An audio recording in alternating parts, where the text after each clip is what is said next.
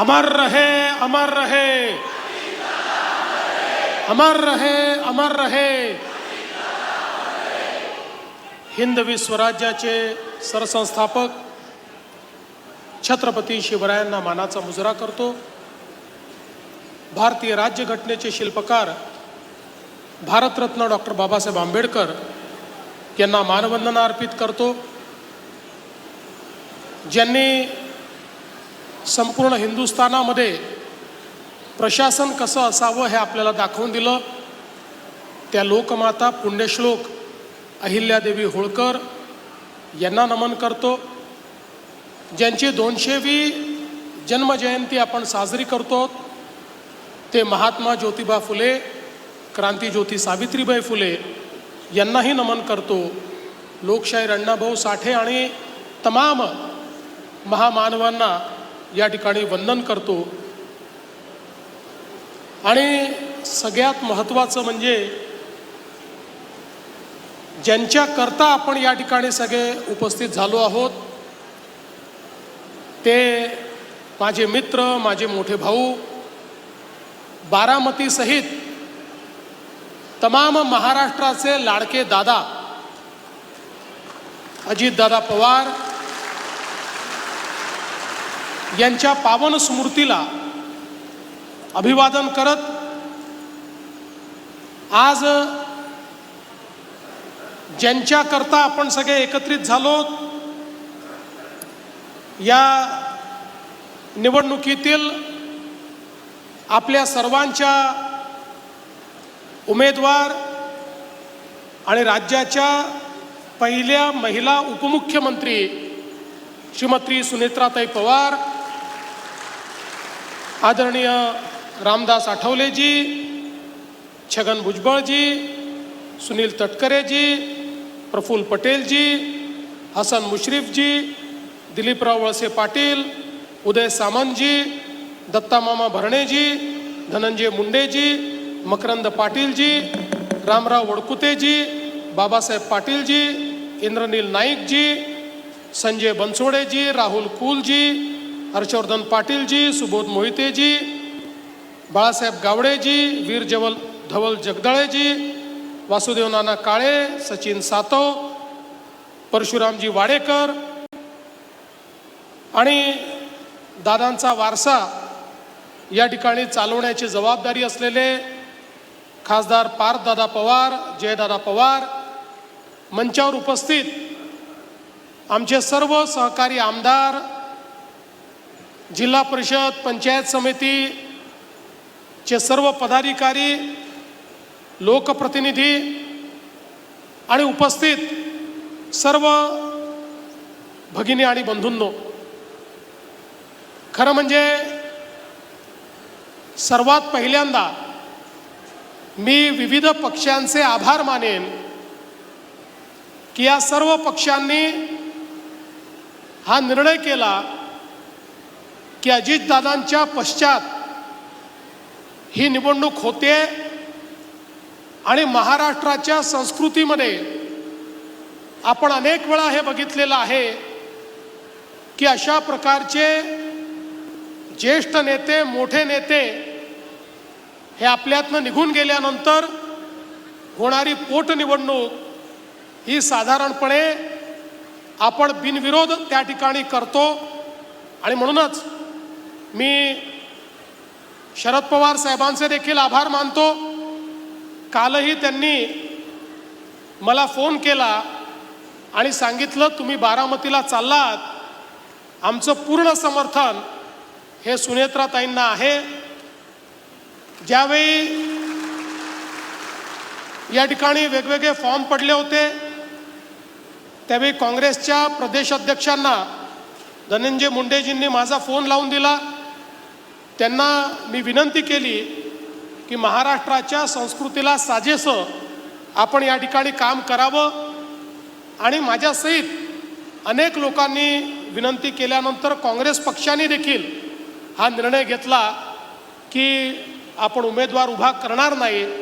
आणि म्हणून आज या ठिकाणी सर्वांनी ज्या उमेदवाराला समर्थन दिलेलं आहे अशा प्रकारच्या उमेदवार आमच्या सुनेत्रा वहिनी पवार या ठिकाणी आहेत आणि म्हणून या सर्वांचं मी अतिशय मनापासून आभार मानतो. खरं तर या सभेकरता किंवा बारामतीमध्ये सभा घेण्याकरता माझ्यासहित या मंचावरचं कोणीही आलं नसतं तरी देखील तुम्ही रेकॉर्ड मतांनी वहिनींना निवडून दिलं असतं. पण आमच्याकरता ही निवडणूक नाही आहे. आमच्याकरता दादांच्या स्मृतीचा यज्ञ सुरू आहे आणि या यज्ञामध्ये आपली आहुती जर टाकली नाही तर आम्हाला जन्मभर हे वाटलं असतं की काहीतरी राहून गेलंय. कारण आपल्याला कल्पना आहे यज्ञामध्ये जर आहुती टाकली नाही तरी यज्ञ होतो, पण आपल्या मनाला रुखरुख राहते की आपण ती आहुती टाकू शकलो नाही आणि म्हणून ती आहुती टाकण्याकरता, दादांच्या स्मृती जपण्याकरता, त्या स्मृतीला उजाळा देण्याकरता, त्या स्मृतींना वंदना देण्याकरता खरं म्हणजे या ठिकाणी आम्ही आलो आहोत. आणि माझी बारामतीच्या सगळ्या मतदारांनाही विनंती आहे, आपल्यापैकी प्रत्येकाला माहिती आहे की वहिनी निवडून येणार आहेत, पण माहिती असल्यामुळे जर आपण या ठिकाणी मतदानाला जाऊन आपली मतदान रूपी आहुती ही दादांच्या स्मृतीला दिली नाही तर आपण करंटे ठरू. आणि म्हणून जसं रणरणत्या उन्हामध्ये आपण सगळे लोक या ठिकाणी या सांगता सभेकरता उपस्थित झालात, हीच अपेक्षा आहे बारामतीतला एक एक व्यक्ती, माता भगिनी, युवा बंधू सगळे या ठिकाणी 23 तारखेला मतदानाला जातील.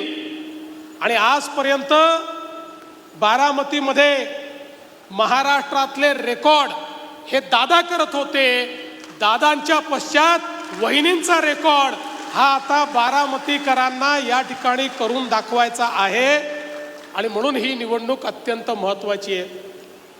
खरं म्हणजे दादांच्या पश्चात अतिशय दुःखात असताना देखील आपलं दुःख बाजूला ठेवून वहिनींनी पक्षाची आणि शासनाची धुरा सांभाळली. हे कठीण काम होतं, पण आपल्या समोर जे आदर्श आहेत त्या आदर्शांनी आपल्याला हे शिकवलं आहे की स्वतःचं दुःख महत्त्वाचं नसतं तर जनतेचा विश्वास हा अधिक महत्त्वाचा असतो. जनतेच्या प्रती आपलं कर्तव्य हे अधिक महत्त्वाचं असतं आणि म्हणून त्या कर्तव्याच्या भावनेनं आपलं सर्व दुःख बाजूला ठेवलं आणि वहिनींनी ही धुरा या ठिकाणी स्वीकारली. अनेक लोकांना असं वाटत होतं की वहिनींनी हे कार्य हातामध्ये घेतलंय. वहिनींचा राजकीय अनुभव हा अलीकडच्या काळातला आहे. त्या खासदार झाल्यापासनं सक्रिय राजकीय क्षेत्रात त्या आल्या आहेत, त्यामुळे ही जबाबदारी त्या सांभाळू शकतील की नाही. पण इतके वर्ष सामाजिक क्षेत्रात, आर्थिक क्षेत्रात आणि आपल्याला कल्पना आहे की शिक्षणाच्या क्षेत्रात वहिनींनी कार्य केलं.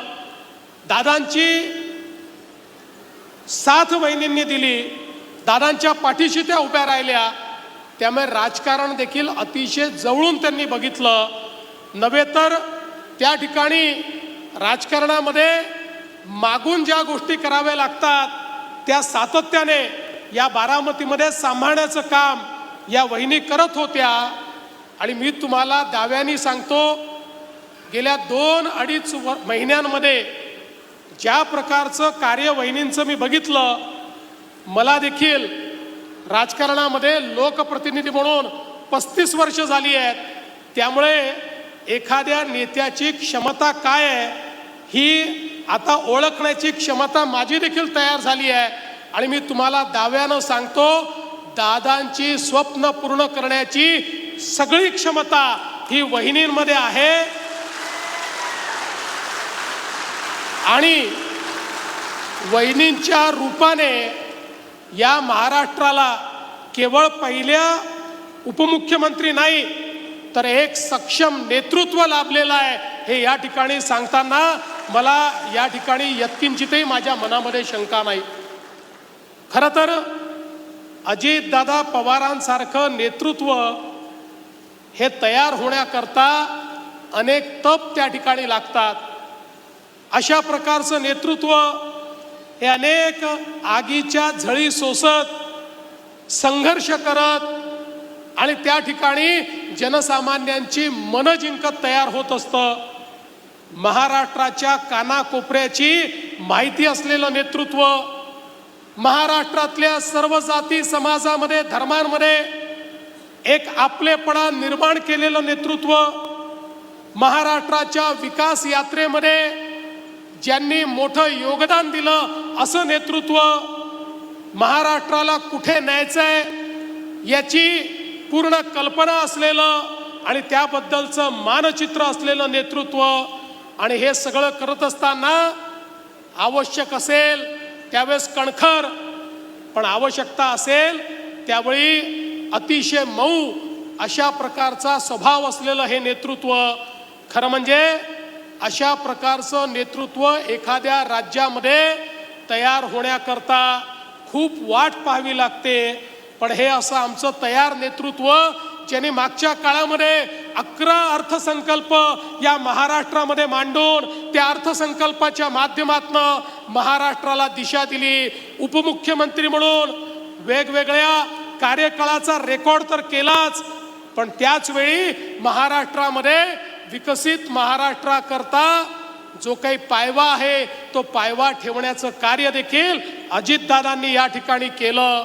आणि म्हणूनच अजितदादांचं निघून जाणं हे केवळ या ठिकाणी सुनेत्राताई, पार्थ, जय यांचं नुकसान नाही, हे केवळ बारामतीकरांचं नुकसान नाही, तर या अखिल महाराष्ट्राचं हे फार मोठं नुकसान दादांच्या जाण्याने झालेलं आहे. बंधू भगिनींनो, मला अतिशय जवळून दादांसोबत काम करण्याची संधी मिळाली. अनेक वर्ष आम्ही एकमेकाच्या विरोधात देखील काम केलं, पण वैयक्तिक जिव्हाळा हा कधी कमी झाला नाही आणि त्यातूनच आम्ही एकत्रित आलो. आणि मला ही अपेक्षा होती की किमान पुढचे 15-20 वर्ष तरी आता एकत्रितपणे दादा असतील, मी असेन, शिंदे साहेब असतील, आम्ही या ठिकाणी काम करू. आणि दादांसोबत काम करण्याचा आनंद हा वेगळा होता, कारण दादा हे रोखठोक नेतृत्व होतं. मगाशी आपण बघितलं, याचा अनुभव माझ्या सहित सगळ्यांनी घेतला.